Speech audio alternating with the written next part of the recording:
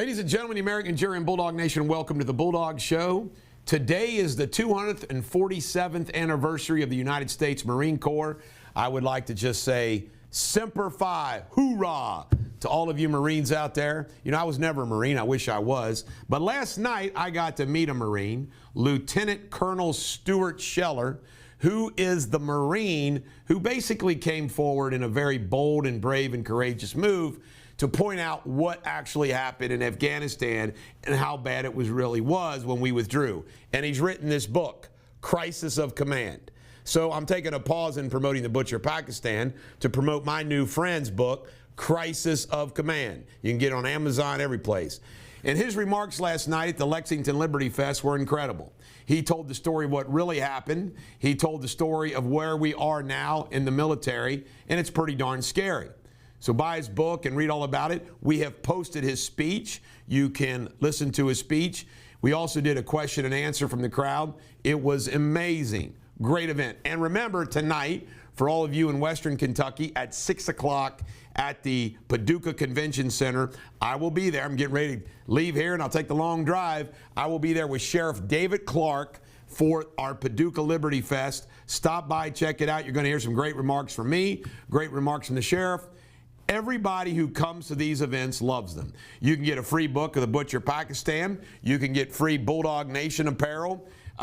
It's just a wonderful, wonderful event. I know how to throw a party. So I look forward to seeing you at the Paducah Convention Center. Food will be for sale as well. Joe Biden's remarks yesterday, I'm listening to them while I'm driving with my mate, my buddy, Jamie Spindley, to the Lexington Liberty Fest. And I'm sitting there thinking, what more political BS? He talks about reaching out, working with the Republicans, staying the course because of all these things. Do you know that the Republicans picked up 20 House seats last election? There wasn't as many House seats and play as there were. And they're still going to take over control of the House. And they still might lose the Senate. It was not, you know, a win is a win is a win. I heard, I forget her name, the head of the RNC speak, and she was great. She said, a win is a win. We're going to take the House, and we're probably going to take the Senate. That's simple. But I just find it really interesting how they're trying to spin it all. And then Trump finally spoke up. Look at all the people that Trump endorsed that won. And part of my remarks last night were in defense of Trump. These people, you need to understand, those who are trying to make a Trump-DeSantis war are the media that have always been anti-Trump anyway. And the Bushies, Mark Tyson and the rest of them, Karl Rove, that want to do that. Guess what? It changes nothing about Trump's popularity out there with Republican voters. Trump doesn't need the Republican establishment to win. He doesn't need them. Doesn't need them. Never had them in the first place. The Republican establishment gave him Jeff Sessions. Look how that turned out. Gave him Barr. Look how that turned out. Trump doesn't need them. It makes me sick. But Trump's fighting back. November 15th, announcement still on. Hammer Time. If we're allowed to play music and not get blocked because we played music, I would play Hammer Time. I thought to myself, well, the hammer attacker, the alleged hammer attacker of Paul Pelosi got indicted yesterday. And we found out that there's video cam footage from the police officers not released. Beto O'Rourke, he's lost 4 straight times, and he has spent $175 million in those losses. Georgia runoff's going to happen. I like Herschel Walker's chances. I really do. When they realize that the whole decision, who's going to control the Senate, do you want 2 more years of what's been going on or not? I think that makes a difference with Herschel Walker. Joe Biden on Hunter.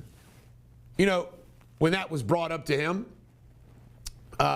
he says, it's just comedy. Good luck with that. And I want to stress this. If the Republicans, McCarthy and the Republicans, don't go after Hunter Biden, because They fall for the Joe Biden, oh, it's time to move on, time to move on. That's because they don't want it investigated. You know what? Congress can multitask. They can handle legislation and they can do investigations at the same time. They're trying to set this up for, well, it's time to move on now. Oh, it's time to move on when your guy's in the sights of something. It was never time to move on from Trump. Never, never, never, never. It makes me sick. What else do we have here? Mitch McConnell. It might be poetic justice if the Republicans don't win control of the Senate and Mitch McConnell's never Senate Majority Leader again. That might be some karma on Mitch.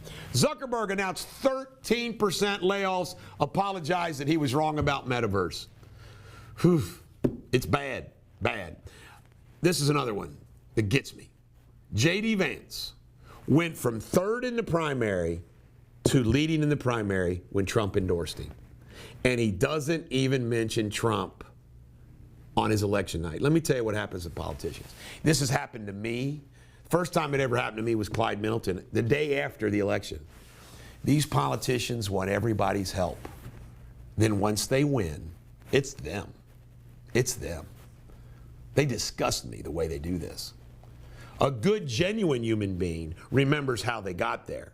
You watch, J.D. Vance will vote for Senator McConnell to be the Senate Majority Leader if that's an issue. He'll vote for him to be the Senate Minority Leader. You watch, he will. He will betray Trump right out of the gate. Just watch. Hurricane Nicole is getting ready to hit. It did hit, I think, came in last night. 70-mile-per-hour winds, nothing compared to the last one. And, of course, Ron DeSantis was on it. Elon Musk has told Twitter employees, get ready for some difficult times.